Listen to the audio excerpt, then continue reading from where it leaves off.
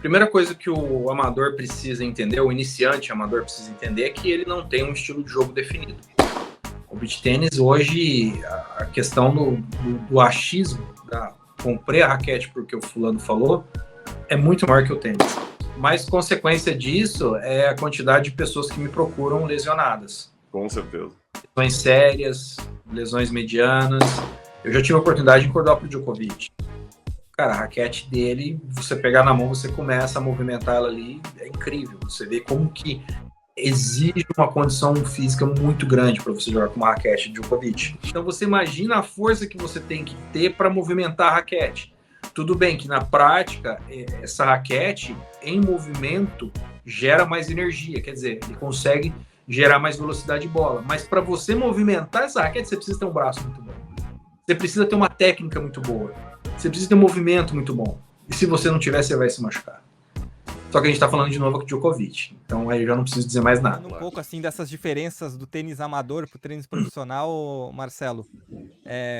Até um tenista amador também, eu acho que ele nem deveria também se preocupar tanto nesses detalhes, né, mais técnicos, assim, no nível que se preocupa, por exemplo, um Djokovic, um Makokogov, um Dimitrov, né, até pela questão financeira, né, que é impossível você manter esse mesmo padrão de qualidade, de poder trocar a corda a cada...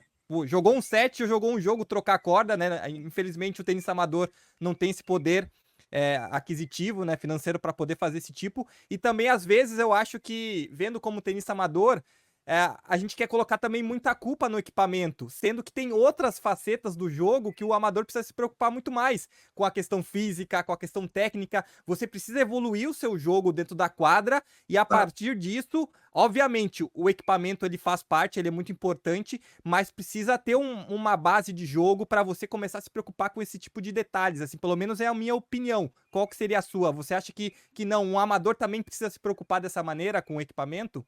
Eu acho que o amador ele precisa se preocupar sim com o equipamento e entender a reação do equipamento. Eu vou dar um exemplo, tá? Qual que é a perspectiva de vida útil de uma Luxon Alupower?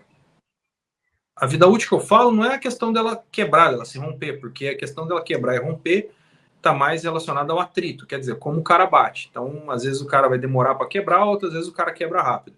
Mas a característica física da corda é de 4 a 8 horas de jogo. Ela é feita para durar pouco, em termos físicos, de qualidade, tá? Aí o amador pega uma Alupower e joga lá 3, 4, 5, 6 meses com a corda. Quer dizer, aquela corda já morreu há muito tempo. E aí na cabeça do cara, pô, tô jogando com uma Alupower. Tá, você tá jogando com uma Alupower morta. Claro, ele pagou caro e não tá usufruindo da qualidade. Exato. Que pro profissional, ela atende, porque ela é feita para um tiro curto, que é o que o profissional faz. E eu, amador, eu faço a mesma coisa? Essa pergunta o cara tem que fazer. Não. Então, peraí, se eu não faço a mesma coisa, será que eu tenho que usar essa corda? E vejam bem, não estou falando mal da corda. Não é isso. Ela é feita para esse propósito. A questão é, o propósito do amador é o mesmo do pro? Não. Se não é o mesmo, por que eu estou fazendo isso? Então ele tem que buscar outras alternativas, ele tem que buscar outras situações referente à realidade dele. Então, sim, ele tem que se preocupar com o equipamento, mas dentro da realidade dele. Eu entendo que o amador não vai trocar de corda todo dia. Ok, mas ele consegue ter cordas que vai acompanhar ele por um tempo maior. E aí a pergunta principal é, o que eu preciso? É isso que o amador muitas vezes não se pergunta. Eu participo de vários grupos de WhatsApp de tênis. E eu vejo que a quantidade de desinformação, de achismo, é muito grande. É isso que muitas vezes atrapalha o cara achar. As pessoas precisam entender que a maior variável do tênis é o tenista. Sim. É singular, né? Para cada tenista vai ser uma especificação, exato, uma corda, a melhor raquete para aquele tenista específico. Às vezes a gente quer copiar o profissional, a mesma raquete do profissional, exato, a mesma corda do profissional, só que, cara, as condições do profissional são totalmente diferentes das nossas, físicas, exato, técnicas e tudo mais, né? Exato. Exatamente isso. Então, que a pessoa, a primeira coisa que ela precisa observar é o quê? O que eu estou precisando. Fazer uma análise de si mesma. Qual é a minha necessidade? Em cima dessa necessidade, procurar um profissional capacitado para orientar. olha, o meu jogo é assim, eu acredito que eu estou precisando disso. O que você recomenda para mim? Então, basicamente é isso. Um jogador amador é mais complexo atender um jogador amador do que um pro, por incrível que pareça. Imagino. Circunstâncias. Por quê?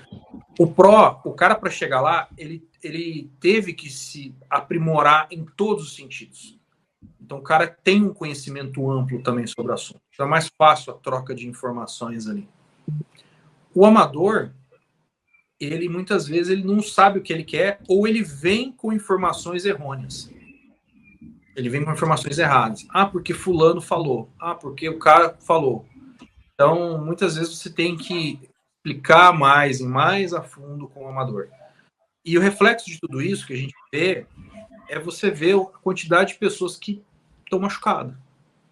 A galera que está machucada, está com o braço machucado, que não consegue evoluir. Então, infelizmente, muitos vão nessa base do achismo. Ah, porque o cara falou que é boa. Faça um teste. Ou porque a raquete é bonita, eu vou comprar a raquete. Faça um teste. Nossa, esse tem muito. Chega num clube e fala assim, fala para algum tenista, cara, eu tô querendo trocar de raquete, o que você me indica? Na maioria dos casos, a pessoa vai indicar a raquete dele, com a corda dele, com a libragem dele, porque ele gosta. Não significa que é bom para você. Compra minha raquete, minha corda, usa minha libragem. Mas peraí, será que é boa para mim? É isso que o amador tem que se perguntar.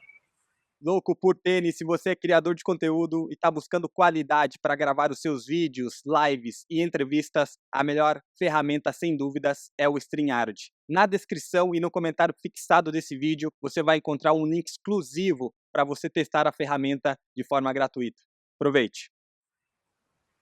Aí vamos isso que eu acho difícil, né? O amador, falta informação e aonde ele encontrar esse tipo de informação é muita dúvida em relação a equipamentos, né, Marcelo? Exato.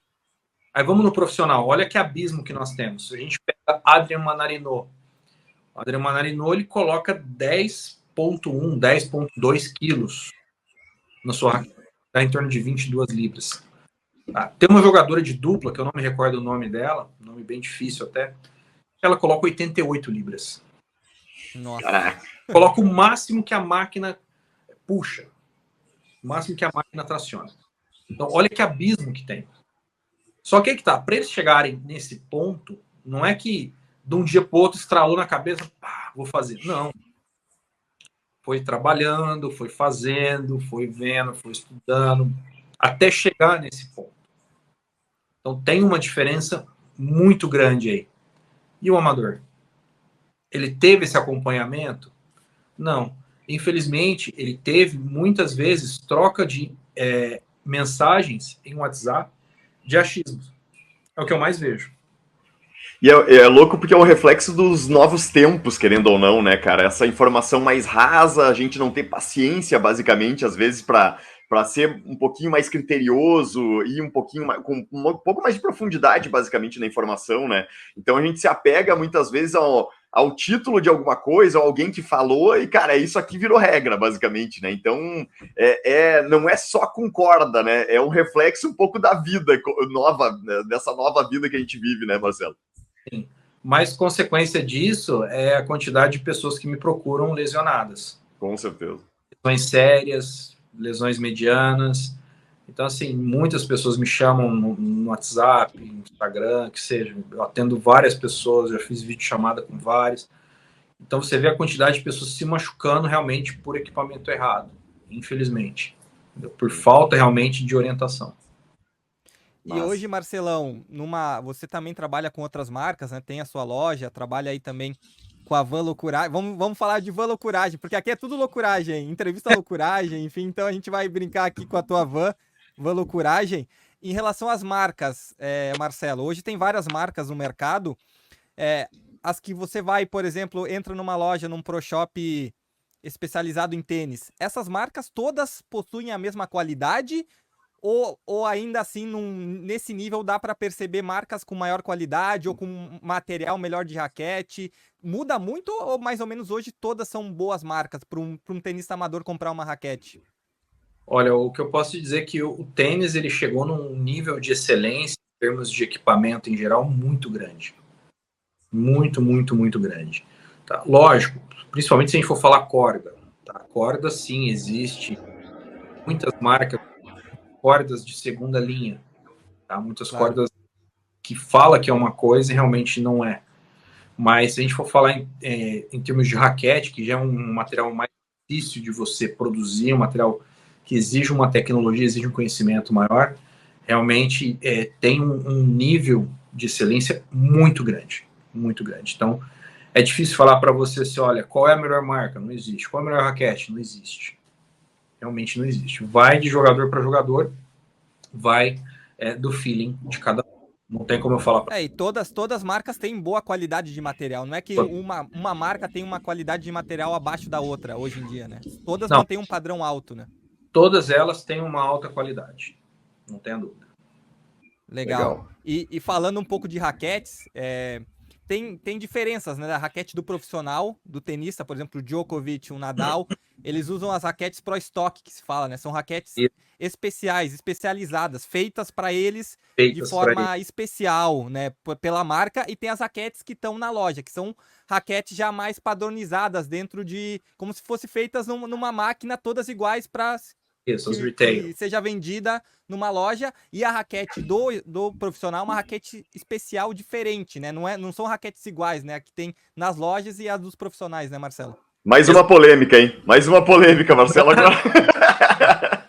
Até perdi esse assunto num grupo que semana passada eu comentei a respeito disso. E é uma coisa que eu vejo que acontece muito, né? Primeiramente, a raquete do profissional é feita para ele, para a necessidade dele. E a condição física do profissional é totalmente diferente da nossa. Então já começa por aí. Então a raquete do Pro, a maioria das vezes, muito mais flexível, muito mais pesada, a trama mais fechada, a cabeça menor, o equilíbrio totalmente diferente. Eu já tive a oportunidade de encordar pro Djokovic. Cara, a raquete dele, você pegar na mão, você começa a movimentar ela ali, é incrível. Você vê como que exige uma condição física muito grande para você jogar com uma raquete de Djokovic. Quais são as características, assim, peso, tamanho da cabeça da raquete do Djokovic, Marcelo? Se você puder falar pra gente. Cabeça 95, ela é 18x19 de corda, ela 351 gramas de peso estático, 350 gramas de equilíbrio, tá? E totalmente equilibrada. É uma raquete que exige muito esforço físico.